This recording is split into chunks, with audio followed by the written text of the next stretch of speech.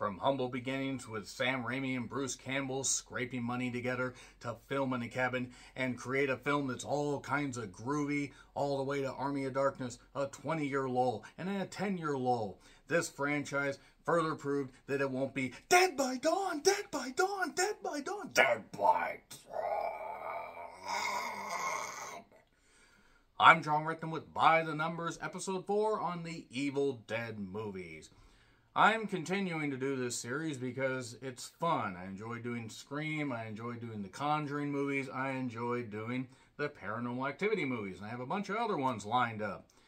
I'm fairly certain they will probably end up announcing another Evil Dead movie at some point, rendering this entire thing obsolete. But I decided after rewatching all the Evil Dead movies and really enjoying Evil Dead Rise to talk about the box office numbers, the critical audience reception, and just overall the film quality. Now, I did talk about these various figures in the reviews that I did of Evil Dead 2, Electric Boogaloo, Army of Darkness, and Evil Dead 2013.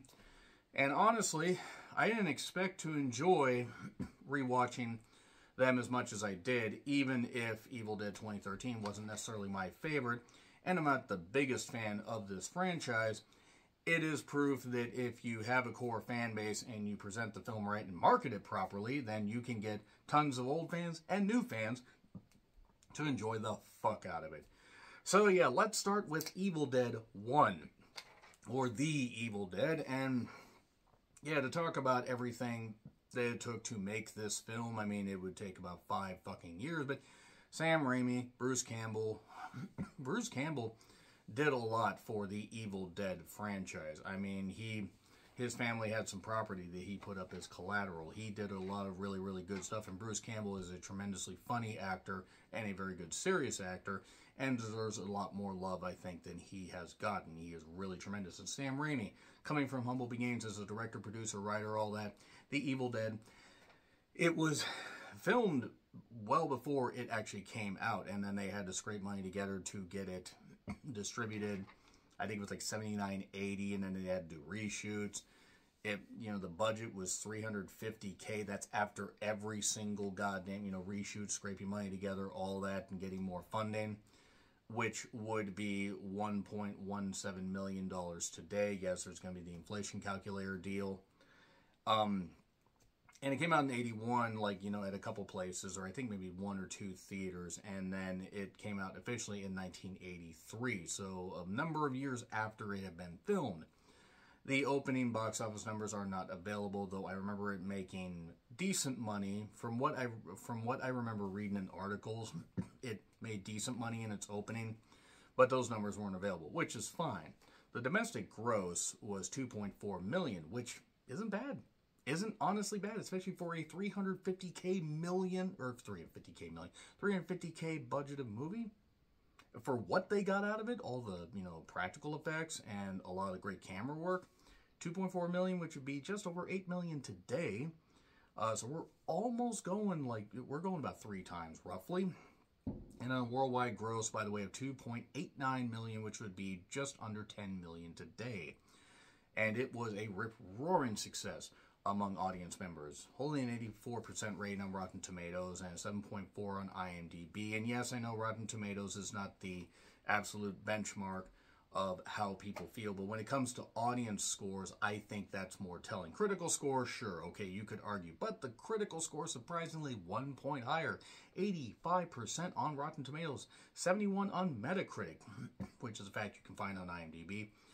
And The Evil Dead was a rip-roaring success, all things considered, from budget to profit and all that. And, and the fact that it gained cult status, even in the early years of VHS and, film distribution, as far as, this being a new avenue for profit, because VHS was not really thought of. I mean, there was Beta, there was VHS. Beta was more successful in Japan, and VHS was more suited for over here due to the porn industry liking VHS. No, really, that's a fact you can actually look up.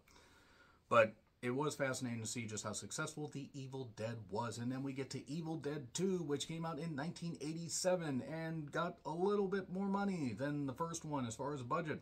By a little more, I mean $3.6 million for the budget, a significant amount more than you would think, even with the success of the first one, which would be $9.6 million today, an opening of 807K. So it opened up with about 2 1/3 times what the budget for the first one was, and which would be $2.1 million today. And the domestic gross was very successful, $5.9 million. And that's the same as the worldwide gross, because apparently it wasn't widely distributed. And that would be $15.7 million today. It was weird though, because of distribution and because of what they had to do to get the first one off the ground. They couldn't use footage from the first one for some reason. Deal they made with the studio, deal they made with funders, I have no goddamn idea. But that's why they had to recreate basically the entire beginning to explain why Ash, Bruce Campbell, was in the cabin. And why he ended up with a chainsaw in his hand by the end of it. But the audience reception was very, very high. 89% on Rotten Tomatoes, 7.7 on IMDb. The highest rated among audiences so far. Wouldn't be the last time that the audiences rated something pretty goddamn highly. 88% critical reception, 72 on Metacritic, so just a little bit higher than the first one. They were off to the goddamn races. I may have said that wrong, but nevertheless. These clans will be dead by dawn, dead by dawn, dead by dawn. But Evil Dead 2 was pretty much the benchmark as far as mixing comedy and horror, great practical effects, bigger budget, didn't lose the theme of the first movie. Just amplified it and made it better, even if it was a little bit messy because of all the stuff and having to reshoot the beginning to do the explanations because of all that stuff. Evil Dead 2 was still a very, very successful, sequel to what has become a very, very much a cult classic series. And then we get to Army of Darkness in 1992. 92, 93. There were reshoots about the ending. First, Ash had slept too long and woke up in a post-apocalyptic world, and that was apparently something Bruce Campbell and Sam Raimi wanted to do. Test audiences weren't all that thrilled, and that's why they ended up doing the one in the S-Smart, aka the Kmart knockoff version. S-Smart might have actually been a store chain at some point, I don't know, but it reminded me very much of the Kmarts that I've used to visit when I was a kid. Yes, that's how fucking old I am. I remember Kmart. There was a giant warehouse version in town, literally 6 miles from me, that I used to go with my family, including my grandma, because they lived very close, and nevertheless, enough backstory there for no reason. But Army of Darkness, I like both endings. Had it been successful, the bit of a downer ending would have made more sense. In hindsight, it's probably a good thing they went with the shopping one, because unfortunately, this one was the highest budgeted of the Evil Dead movies so far. Almost 10 times the amount of the first one at $13 million, and basically about 4 times the amount of the second one, which would be $28.1 million today. A $4.4 million opening, which isn't bad. Isn't bad at all, considering what the second one did at 807K. Okay, $4.4 million, $9.5 million today. Unfortunately, after that, even with word of mouth, even with a proper marketing push, which, was, I guess, suspect at best in retrospect if you read up on it. It only made $11.5 million, which would be just under $25 million today. Same with the worldwide gross. It might have made a few bucks overseas, but was generally distributed in the U.S. and Canada. And an 87% audience score on Rotten Tomatoes, 7.4 million on IMDb. So right around the, just in between the first and the second one. We're on par with the first one and just under the second one. But still, Army of Darkness went more comedy than horror. Wasn't exactly you could argue wasn't exactly a great movie. In hindsight, as quotable as it is as a movie, maybe not all that great. But still fun, still kinds of groovy. And it was Bruce Campbell getting to flex his comedy and action muscles. And he did a pretty good job there. Critical score, however, was just a little bit down, 69%. Nice on Rotten Tomatoes, 59 on Metacritic. Not exactly a rip-roaring endorsement, but still better than what we would get a little bit later on. And they were planning to do the fourth one with the downer ending. It was going to be Ash leading like some robots or battling evil robots, and he was going to lead an uprising in the future. I would have much preferred to see Ash continuing to work at S-Smart and see how that worked and have his boomstick and all that, but nevertheless, yo, she-bitch, let's go. Who are you, Ash? Housewares. It's fun. It's fun. It wasn't a great movie, but it was fun, and it is very quotable. And then we go on ice for about 20 years. Evil Dead 2013. I'll rip your soul out. I didn't bother doing inflation calculator stuff, even though it's been 10 years, because it would have been negligible at best. No, Hulk, I said negligible. God damn it, Hulk. But it was the highest budgeted of the franchise so far. Now, mind you, Army of Darkness was $13 million. This one had $17 million put into it. Which realistically, if we go back to Army of Darkness at $13 million and $28.1 million in today's money, the $17 million doesn't seem all that great. Now, it had a lot of blood, a lot of stupid characters. I hated the 2013 Evil Dead movie because even though I think they tried to do some stuff and there were a couple cute girls in it, unfortunately, the movie ended up giving you no reason to care about any of the characters. It was terrible. It was badly done. It wasn't horrifying, except horrifying that it got made, but did open to $25.7 million at the domestic box office and ended up making $54.2 domestically. It basically made half of what it made domestically in its first weekend. $97.5 million worldwide. It opened with $25 million and couldn't even crack $100 million by the time it was all said and done. And part of the reason could have been due to the downer view of the audience. 64% on Rotten Tomatoes, 6.5 on IMDb, 63% critical rating, 57 on Metacritic. Not exactly another rip-roaring endorsement. Not exactly a ringing endorsement or whatever, or however you say that.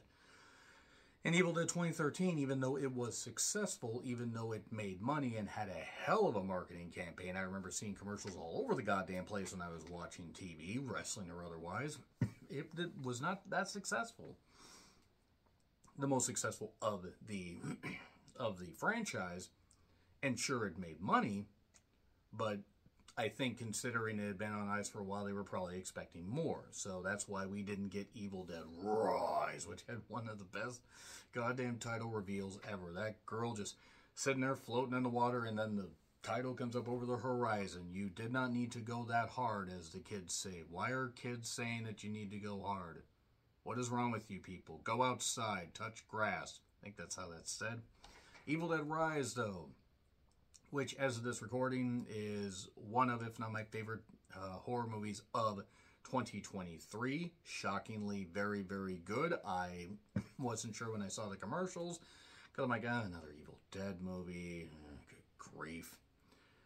But the thing is, it ended up being rather successful. Directed and written by Lee Cronin, who did The Hole in the Ground. That was good. I don't think The Hole in the Ground was great, but it was good for what it was. $12 million budget, because they said, okay, the first one made money, but we're going to cut down the budget a little bit. Okay, they didn't really have any stars. That's no disrespect to anybody that was in the movie, but I can't name a lot of stuff that they were in.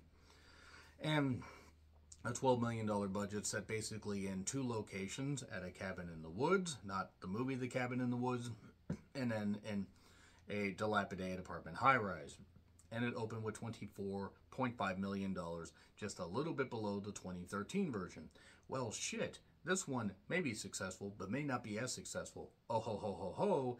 It still made $67.2 million at the domestic box office and $146.5 million worldwide. Rip-roaring goddamn success there. Huge success. Basically doubled what it did worldwide. Double its domestic gross worldwide. That's pretty goddamn impressive. 76% audience rating, 6.7 on IMDb, 83% critical rating, and 69, nice, on Metacritic. And the thing about Evil Dead Rise is it made it work because it was more about it was sometimes about what you didn't see, and then when they ramped up the violence, the cheese grater on the leg still gives me nightmares, even with the much more gory parts. The thing is it does follow the same beats of the other Evil Dead movies, but it does just enough of twisting around and tweaking, and I sure love when my Evil Dead Necronomicon book is tweaking me, and I'm not freaky, you're freaky. It ended up being very surprising, very endearing, and very funny. I mean, I laughed. I probably shouldn't have laughed at the gory parts, but I have issues. The glass part was a little bit rough, and I thought the cast did just fine. I don't know how the main character was able to do all that stuff while pregnant, but nevertheless, she was pregnant enough to feel the stomach or feel the pains, but then was able to do all the shit that she did, especially near the end. I'm not going to spoil it because it's only been out for a bit. It's on HBO Max. But Evil Dead Rise turned out to be a great way to possibly push the franchise in the future, or at least end it on a proper note. They implied that the evil could continue, maybe, kinda, not sure. But it ended up being a very, very surprising movie, very enjoyable, very funny, even with the gory parts. I really end up enjoying it. I love me some gory horror, if it has a reason. And that's it for By the Numbers Episode 4. Let me know your thoughts on the Evil Dead franchise. Like, share, subscribe, Twitter handle in the description. I'm John Ricklin. I'll see you soon.